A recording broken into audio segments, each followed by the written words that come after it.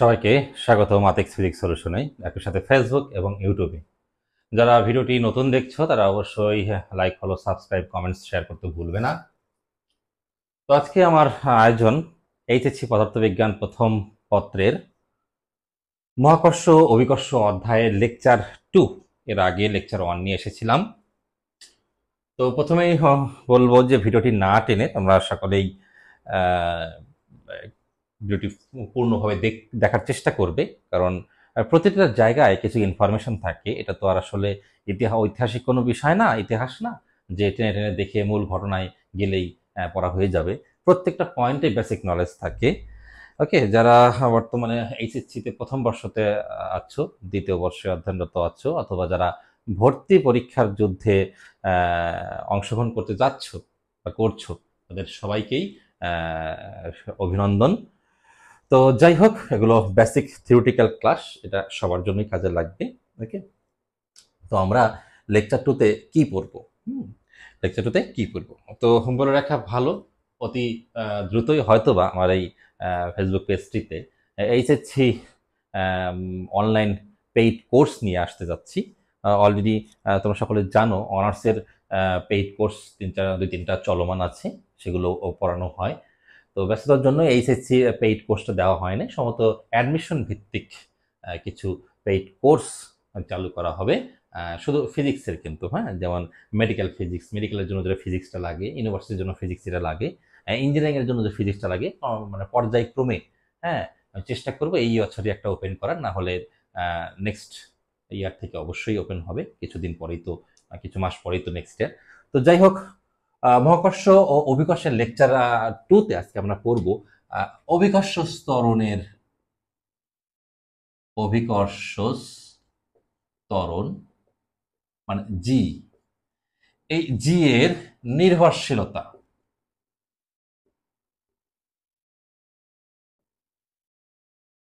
এই জি কি কি কি বিষয়ের উপর নির্ভর করে? জি এর সংজ্ঞা সকলেই জানো, অভিকর্ষ বলের প্রভাবে মুক্তভাবে পরন্ত বস্তুর বেগ বৃদ্ধির হারকে অভিকর্ষ ত্বরণ বলে। তো এটা কিন্তু আসলে এইচএসসি লেভেলের কোনো প্রশ্ন না, এটা পড়ে পড়ে মানে মুখস্থ করারও কিছু নাই। জি এর মান, মানে সংজ্ঞা অনেকেই জানে, মানও অনেকেই জানে।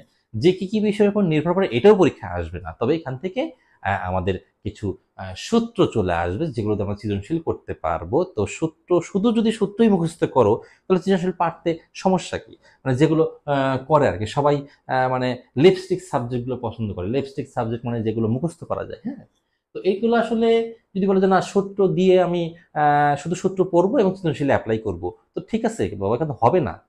বলছে কি হবে না, বেসিকটা অর্জন হবে না, সৃজনশীল ঘুরিয়ে দিলে পারবে না, আর অ্যাডমিশনে তো যাওয়ারই দরকার নাই যদি ডিটেল না পড়ো। হ্যাঁ, আমি যেটা বলবো আর কি। হ্যাঁ, যতই তুমি মানে কি বলবো যে হায়ার ধরনের কোচিংয়ে, মানে অ্যাডমিশনের সময় কোচিংয়ে 3-4টা কোচিংয়ে ভর্তি হয় না কেন, যদি এইচএসসি লেভেলে কেউ যদি সঠিকভাবে বেসিকটা না শিখে যায়, গ্যারান্টি দিলাম হবে না, টোটালি হবে না। তো সুতরাং আগে থেকে শিখে যাও, পরে ধীরে ধীরে পড়াশোনাটাকে ছোট করে নিয়ে আসো। তো জি কি কি বিষয়ের উপর নির্ভর করে? এক হচ্ছে উচ্চতা, অবশ্যই উচ্চতা। তো আমি বলবো যে একটা বিষয়ই, কারণ এই উচ্চতাকে ভেঙে চুরে বিভিন্নভাবে লেখা হয়। দূরত্ব লেখা হয়, উচ্চতা লেখা হয়। হ্যাঁ, আবার বলে আহ্নিক গতি, আবার বলে কি বার্ষিক গতি, আবার অক্ষাংশ ক্রিয়া। তাহলে মেইন টপিকস একটাই, উচ্চতা। আমি তাদের দেখিয়ে দেবো আজকে, না হলে পরের লেকচারে থাকবে কিছু, যে সবকিছু উচ্চতার সাথে সম্পর্কিত। তো ঘুরে ফিরে যাইব না কেন, আহ্নিক গতি, বার্ষিক গতি, ওকে, এখানে উচ্চতার বিষয় আছে। হ্যাঁ, আবার অক্ষাংশ ক্রিয়া, সেখানে উচ্চতার বিষয় আছে, কিন্তু এটাকে ডিগ্রি দ্বারা প্রকাশ করা হয়, মানে অ্যাঙ্গেল বা কোণ দ্বারা প্রকাশ করা হয়। যাই হোক, ওকে। তাহলে জি মূলত উচ্চতার উপর নির্ভর করে, এটাই মূল বেসিক নলেজ। এটাকেই ভেঙে চুরে আহ্নিক গতি, বার্ষিক গতি। আহ্নিক গতি যেমন কি, হ্যাঁ, তোমার পৃথিবী নিজ অক্ষের চতুর্পাশে যে ঘোরে, যে ঘোরার সাথেও কিন্তু উচ্চতার সম্পর্ক আছে। মানে কোন অঞ্চলে কতটুকু উচ্চতা পৃথিবীর কেন্দ্র থেকে, তার উপর কিন্তু জি এর মান নির্ভর করে। তো যাই হোক, প্রথমে ভূপৃষ্ঠ থেকে উচ্চতার উপর যে নির্ভর করে সেই মূলক দুইটা মানে আমরা টপিকস পড়তে যাচ্ছি। যে ভূপৃষ্ঠ থেকে যদি আমরা উপরে যাই, জি এর মান কি হয়? কমে। ভূপৃষ্ঠ থেকে, মানে আমরা তো ফুটবলের উপরে বসবাস করি, তাই না? বোঝানোর জন্য বলি। ভূপৃষ্ঠ থেকে যদি নিচের দিকে যাই তাহলে কি হবে? অনেকে বলে বাড়ে। না, উপরে গেলেও কমে, নিচে গেলেও বাড়ে। শুধুমাত্র ভূপৃষ্ঠ অঞ্চলেই এটাকে কি ধরা হয়? সর্বোচ্চ ধরা হয়। আবার এটা বিতর্ক আছে, ভূপৃষ্ঠের সর্বোচ্চ নাকি মেরুতে সর্বোচ্চ। তো যাই হোক, তো এগুলো আমরা দেখতে থাকি, কি হয় দেখতে থাকি। ওকে, তো আসি, হ্যাঁ, উচ্চতা। তো প্রথমে 1 নম্বর টপিকস দেবো আমি, যে হুম, ভূপৃষ্ঠ হতে হতে 23 মিটার উপরে বা উচ্চতায় জি এর জি নির্ণয় জি নির্ণয় ওকে, আমরা দেখব ভবিষ্যৎ থেকে 23 মিটার উচ্চতায় জি নির্ণয়। তার জন্য আমি একটা চিত্রাঙ্কন করছি। ওকে, এটা বললাম পৃথিবী। ওকে, পৃথিবীর কেন্দ্র, এটা ব্যাসার্ধ আর, এটা ভূপৃষ্ঠ। ভূপৃষ্ঠ থেকে তুমি উপরে গিয়েছো কত? 23 মিটার। ওকে, 23 মিটার বললাম, এটা 23 মিটার। এখানে আমি বললাম জি এইচ, এই ভূপৃষ্ঠে বললাম জি ই, ভূপৃষ্ঠে বললাম জিই, উপরে বললাম জিএইচ। ওকে, ভালো কথা। তাহলে আমরা আমরা এই সূত্রটা যেভাবে আসবে, সেই বেসিক নলেজটা কি বলবে? আমরা জানি G E equal to G M division R square. এটা পৃথিবী যদি হয়, এটা ভর এম, ব্যাসার্ধ আর, এটা অভিকর্ষ ত্বরণ জি এর সূত্র। ওকে, অভিকর্ষ ত্বরণ জি এর সূত্র। এটা কোথা থেকে এসেছে? ওই যে মহাকর্ষীয় প্রাবল্য বলতে একটা কথা ছিল, মহাকর্ষীয় প্রাবল্য।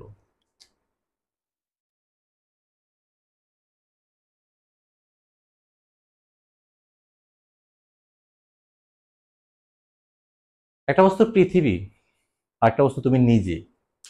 পৃথিবীর ভর এম, তোমার ভর এম, বড় এম ছোট এম। আকর্ষণ বল কত? এত। কোন সূত্র অনুযায়ী? নিউটনের মহাকর্ষ সূত্র অনুযায়ী। এখন যদি এখানে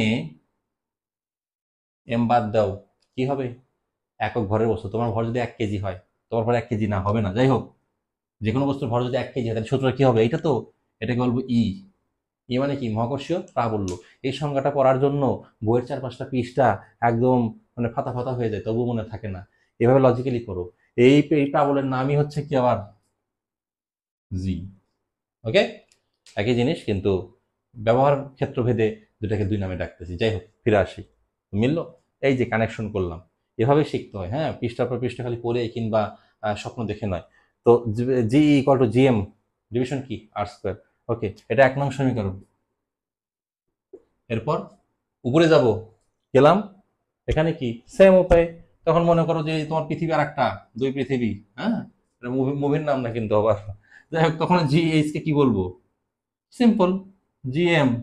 পৃথিবীর ভর চেঞ্জ হবে না? এটা তো বাতাস, বাতাস বায়ু মাধ্যম শূন্য, বায়ু। তো ওখানে ভরের কিছু নাই, জিএম। তাহলে আর তো চেঞ্জ হয়েছে, আর প্লাস এইচ হোল স্কয়ার।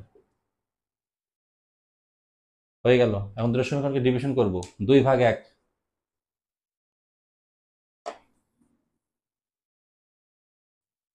লিখতে হবে না, এটা বললেই বোঝা যাবে কোনটাকে কোনটা দ্বারা ভাগ করেছি। হ্যাঁ, তো ভাগ করার নিয়ম কি? কাটাকাটি, কাটাকাটি হয়ে যাবে। আচ্ছা, ভালো কথা। তো কি আসতেছে?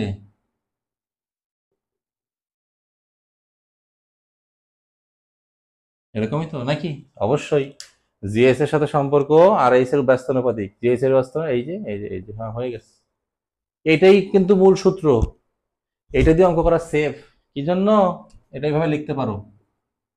এটাকেই আমি বেশি গ্রহণযোগ্য মনে করব, কারণ এরপরে যে সূত্রটা আমরা পাবো, সেটা একটা ধারাকে দ্বিপদী বিস্তৃতির ধারা, হ্যাঁ, দ্বিপদী বিস্তৃতির মাধ্যমে ওটাকে কাটছাট করে আনা হবে। এটাই মূল সূত্র।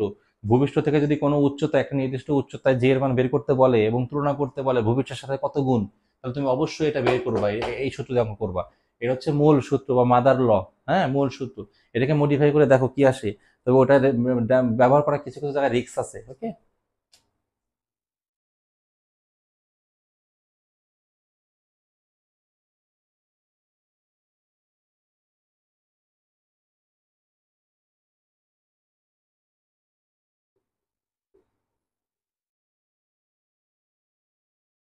কি করছি?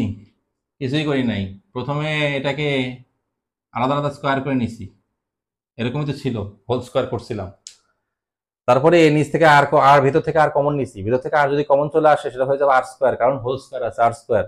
আর কমন না মানে ভাগ দেওয়া, আর কে আর দিয়ে ভাগ দিয়েছি 1, এইচ কে আর দিয়ে ভাগ দিয়েছি, বাস, মুছে দাও। ওকে, হইল। এখন এটা মূল সূত্র, হ্যাঁ, মেইন রুল।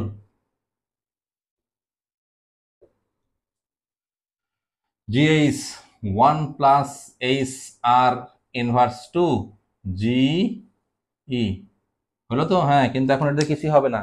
এটা এখানে এটাকে দ্বিপদী বিস্তৃতির ধারা অ্যাপ্লাই করতে হবে।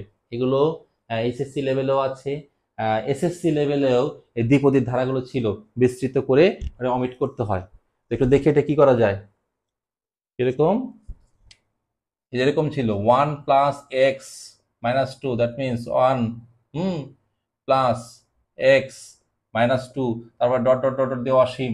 কারণ এই পরের ধারাগুলোর মান, পরের প্লাসের পরে যে ডট ডট দিচ্ছে এরপরে যে মানগুলো সেগুলো খুবই নগণ্য হয়, ওগুলো বাদ দিয়ে প্রথম দুইটা রাশি রাখা হয়। তো অনুরূপ এখানে কি করব আমরা, G H equal to 1 plus H R minus two, মানে পাওয়ারটা সে গুণ হয়ে যাবে প্লাস। এখন কথা হচ্ছে যে কেন ওই পরের রাশিগুলো বাদ যায়, কেন ওই পরের রাশিগুলো বাদ যায়। এই যে ব্র্যাকেটে লিখে রাখবে যেখানে এইচ মাস লেস দেন আর, এইচ খুব ছোট, এইচ খুব ছোট। এই যে এইখানে হচ্ছে ভেজালটা হয়ে গেছে, যে ছোট উচ্চতার যদি ব্যাসার্ধে চাইতে, শোনো, এই পরের ধারাগুলো এই দুটো মান রাখছে, পরেগুলো নেগলিজেবল বা নগণ্য, বাদ, পরেগুলো লেখা হয় না, স্কোয়ার কিউব এভাবে চলে যাচ্ছে। কেন? যদি এইচ এর মান আর এর চেয়ে ছোট হয়, ধরো পৃথিবীর ব্যাসার্ধ 6400 কিলোমিটার, 6400 কিলোমিটার, কল্পনা করো, থিঙ্ক করো। এখন তুমি ভূপৃষ্ঠ থেকে 100 মিটার উপরে যে এর মান বের করতেছো, ওকে, তাহলে এই সূত্র ঠিক আছে, এই সূত্র বা গুণ করে দাও,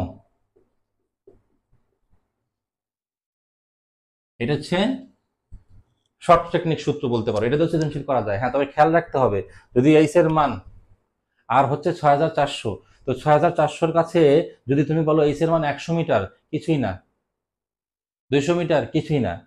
তবে 6400-র তুলনায় যদি অনেক উপরে হয়, 6500 কিলোমিটার, তখন কিন্তু এটা অ্যাপ্লাই করা যাবে না, এই সূত্র অ্যাপ্লাই করা যাবে না। এটা তখনই হবে যখন এইচ এর মান আর এর চেয়ে অনেক ছোট। এখন পরীক্ষা হলে ছোট বিচার করার কথা মনে থাকবে নাকি বড় বিচার করার কথা মনে থাকবে? সুতরাং ওই যে আগের যে মেইন সূত্র বললাম ওটা অ্যাপ্লাই করাটা বেটার, ওটা সবার জন্যই প্রযোজ্য, ওটা সবার জন্যই প্রযোজ্য। আর এখানে বাকি ধারাগুলো, পরের ধারাগুলো কেন বাদ যায়? কারণ এখানে ধরে নেওয়া হচ্ছে যে এইচ হচ্ছে আর এর চেয়ে অনেক অনেক ছোট, মাস লেস দেন। তাহলে এটা কিন্তু আমাদের আসলো ভবিষ্যৎ থেকে এইচ উচ্চতা নির্ণয়ের, এইচ উচ্চতায় জি নির্ণয়ের সূত্র। আর ভূপৃষ্ঠের এটার মান অবশ্যই 9.8। ওকে, 8 মিটার গভীরের ভিতরে অঙ্কন করতে দাও। কেন্দ্র এটা ভূপৃষ্ঠে,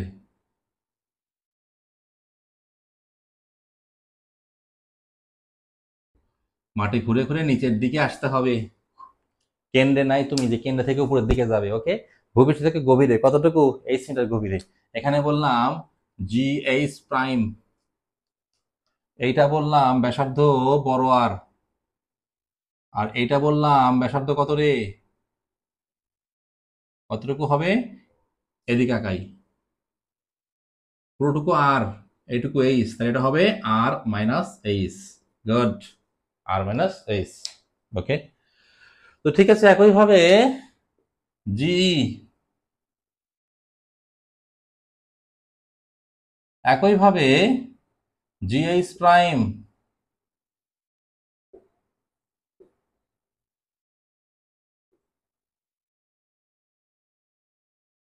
ভেজাল একটা হয়ে গেল, ভুল করে এম এর উপরে প্রাইম দিয়ে দিছি। হ্যাঁ, কি দিয়ে দিছি ভুল করে, দেখো দেখো, ভুল করে না, উপরে যখন বাতাস নিয়েছিলা তখন ভরের প্রয়োজন নাই, কিন্তু এখন তুমি কাল্পনিক ভাবে যখন এখানে এসে উপস্থিত হয়েছো ভিতরে, তখন তোমার এই পৃথিবী নাই, এই মাটিটুকুর ভর বাদ দাও, বা এই এই পদার্থটুকুর ভর বাদ দাও, পদার্থ বলা যায় এবার বাদ দাও, তাহলে তোমার পৃথিবী হয়ে গেল ভেতরেরটা, কি হয়ে গেল, ভিতরের পৃথিবী হলো। ভিতরের পৃথিবীর ভর আর ভূপৃষ্ঠে থাকাকালীন ভর তো সমান না, তবে হ্যাঁ কি সমান, ঘনত্ব সমান। এই একটা পথ আছে আমাদের, ওকে, এই একটা পথ আছে। তো তাহলে এইটা বের করে রাখলাম, এক, এটা দুই।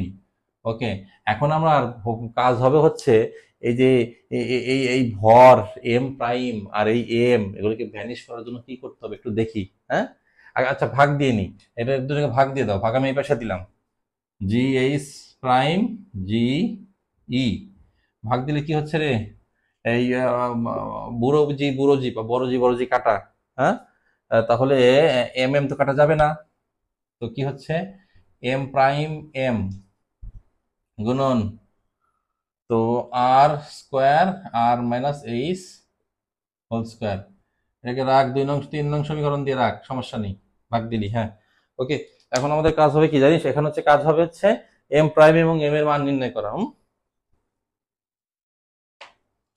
আমরা জানি rho equal to M division V, এটা পুরো পৃথিবীর জন্য, পুরো ভর পুরো ভি, পুরো ভর পুরো ভি, পুরো ঘনত্ব, ঘনত্ব তাহলে কি বলা যাবে, এম আর গুণ করলে রো ভি, রো মানে কি রে, রো জানি না, দরকার নাই, 4/3 পাই আর কিউব, এটা দরকার আছে, এই যে আসলো।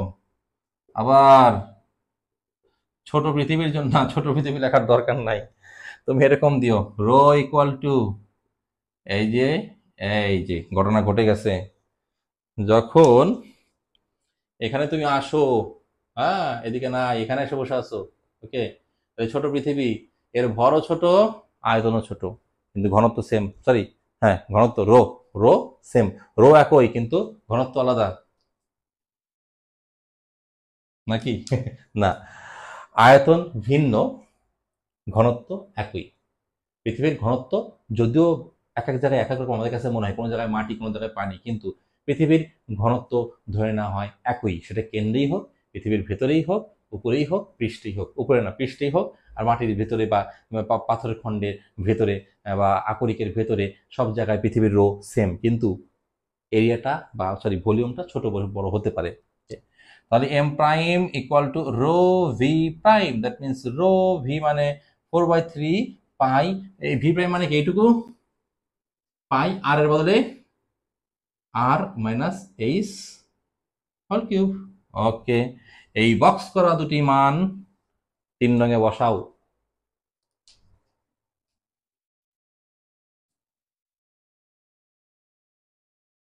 বক্স করা দুটি মান 3 নং-এ বসাই, G H prime G E equal to M প্রাইমের মান কত রে,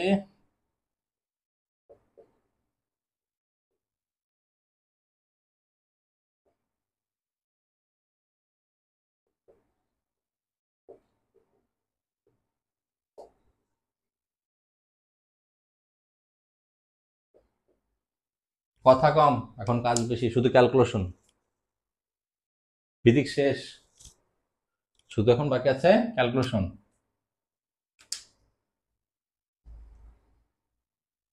কাটাকাটি করে দিলাম বা মোছামুছি করে দিলাম, ওকে।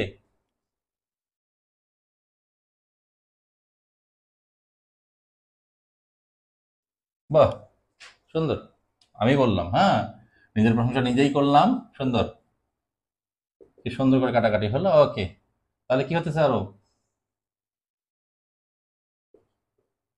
নে ভেঙে দিলাম একদম, বাংলা ভাঙ্গন, হ্যাঁ, বাংলা ল ভর আলাদা করা, জি 1 - H/R/GE,